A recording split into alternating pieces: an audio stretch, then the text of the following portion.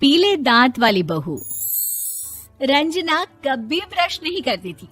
उसे कितनी बार उसके माँ बाप ने डांटा, लेकिन उसका कोई असर उस पर होता ही नहीं था, जिस कारण से उसके दांत पीले पीले हो जाते हैं।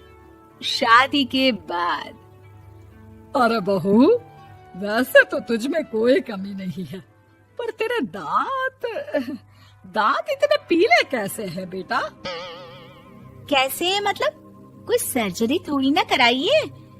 वो तो क्या नाम, मैं ब्रश नहीं करती थी तो पीले हो गए। अब क्या करूं? आप कहें तो लाल करवा लूं या फिर काले? यार ये क्या है, क्यों माँ से लड़ रही हो? लड़ रही हूँ? अरे मैं लड़ रही हूँ या ये बोल रही है कि दांत पीले हैं, पीले। अरे तपस्या थोड़ी ना की है इन्हें पीले करने के लिए।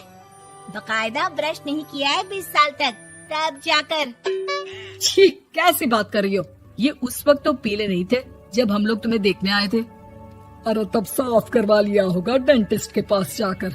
अब देखो कैसे पीले पीले लग रहे हैं। रंजना सास की तरफ गुस्से से देखती है। फिर शुरू हो गई पीले पीले पीले। अरे पीले तो तब भी थे जब मेरे हाथ का रसगुल्ला उड़ा उड़ा कर खा रही थी और बोल रही थी, लड़की नहीं गुणों का खजाना दे रहे भाई साहब आप। खैर, अब वो लोग करते भी तो क्या करते, पीले दांत वाली बहू पल्ले पड़ी थी तो झेलना तो था ही। एक दिन कीर्तन में रंजना गाना गा रही थी। अरे कमला बहन, माँ का द्वार है, यहाँ तो सब शुद्ध होकर आते हैं, फिर अपनी बहू को ब्रश भी नहीं करवाती तुम। दूर से पीले पीले दांत भक्ति में बाधा उत्पन्न कर रहे हैं। अरे कोई 2 साल के बच्चे थोड़ी ना लेकर आई हूँ मैं बहू बनाकर। अच्छी खासी लड़की है, अरे कैसे करवाऊं ब्रश? ये तो उसे खुद करना चाहिए ना। अब माँ बाप तो इसके जैसे तैसे निपटा दिए, ये नहीं सोचा कि सास कैसे संभालेगी। सास बहू को लेकर घर आ जाती है, लेकिन सोच लेती है कि अब इसे लेकर कहीं नहीं जाएगी। अगले रोज बहू कहती है, अरे क्या हो गया, मंदिर नहीं जाना क्या? कीर्तन का वक्त हो रहा है। मेरी मधुर वाणी से कान्हा जी जागते हैं और सोते हैं। आप तो जानती है ना उनकी भक्ति में कितना मन लगता है मेरा। वो क्या है ना, तबीयत ठीक नहीं लग रही है मेरी, आराम करूंगी मैं। तबीयत ठीक नहीं लग रही? अभी तो मिथुन के गाने पर नाच रही थी आप, और अब बोल रही है कि तबीयत ठीक नहीं लग रही। अरे भक्ति में मन लगा लो सासू माँ, ऊपर जाना है, क्या मुंह दिखाओगी आप? हाँ? सास को बहू की बात पर गुस्सा आ जाता है। मैं क्या मुंह दिखाऊंगी, इसकी चिंता तो ना कर, समझी? अपने मुंह की चिंता कर, जो ये पीले पीले दांत लेकर हर जगह पहुंच जाती है। पता है लोग कितना मजाक बनाते हैं। ना जी ना, मैं नहीं जाना कहीं तेरे साथ। तो ये बात है, कोई ना, मत जाओ, मैं अपने कमरे में ही बैठकर भक्ति कर लूंगी। ऊपर वाला दांत थोड़ी ना देखता है, मन देखता है, भावना देखता है।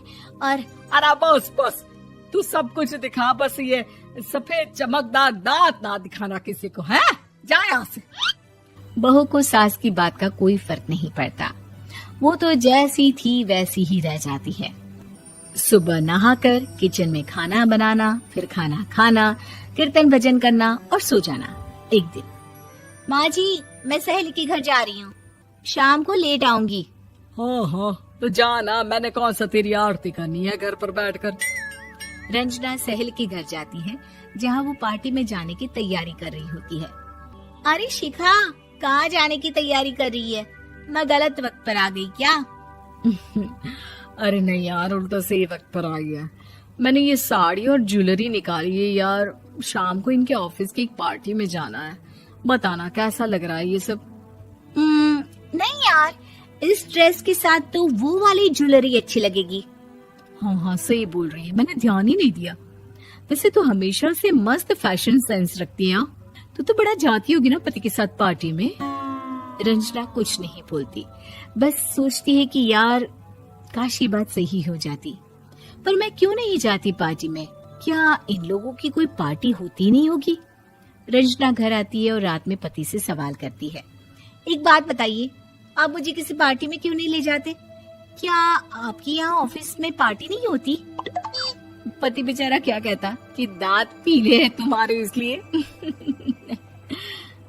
अरे कोई पार्टी होती नहीं हम लोगों के ऑफिस में, तो कहाँ से लेकर जाऊं? और मार्केट, मॉल, कहीं वीकेंड घूमना, कहीं तो। अरे यार, सारे हफ्ते में एक छुट्टी मिलती है, तो सोचता हूँ कि आराम ही कर लूं। क्यों?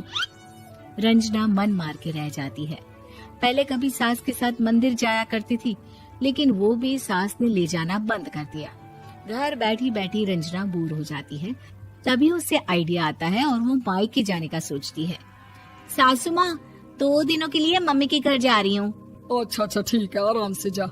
और हाँ, माँ से कुछ अच्छी आदत सीख कर आना कि कैसे शरीर के हर भाग की तरह दांतों की सफाई भी जरूरी होती है, समझी? शुरू हो गई ना आप। वो लोग आपकी तरह नहीं है कि छोटी छोटी बात का बतंगड़ बना दे। उन लोगों के लिए मैं मायने रखती हूँ, ना कि मेरे पीले पीले दांत। रंजना माँ को बिना बताए उन लोगों को सरप्राइज देती है, लेकिन जैसे ही वो दरवाजे पर पहुँचती है, अंदर देखती है कि घर वाले कहीं जा रहे होते हैं।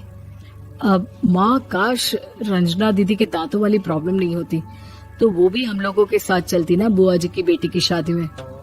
हाँ बेटा, लेकिन अब उसे कौन समझाए कि उसको उसके पीले दांत नहीं दिखते, लेकिन उसके आसपास के लोगों को कितना एम्बैरेसिंग फील कराते हैं। मुझे तो कितनी बार उसके स्कूल की टीचर ने शिकायत की कि उसके साथ कोई लड़की बैठना भी नहीं चाहती, और ना ही कॉलेज में कोई उससे बात करना चाहता था। लेकिन पता नहीं क्यों उसे ये बात समझ में ही नहीं आती। कोई कमी नहीं है उस लड़की में, बस यही कि दांत पीले हैं। वो तो भला हो जीजा जी और उनकी माँ का, जो दीदी को जैसी है वैसे ही रखा हुआ है। रंजना को अपने घर वालों की बात सुनकर बहुत दुख होता है। वो सोचती है कि वो क्या करे, लेकिन फिर वो सीधा डेंटिस्ट के पास जाती है, अपने दांत चमकाती है और कसम खाती है कि वो रोज ब्रश करेगी। अरे क्या हो गया? तुम तो 2 दिनों के लिए गई थी ना, पर कोई ना, अच्छा है, चलो आ गई तो।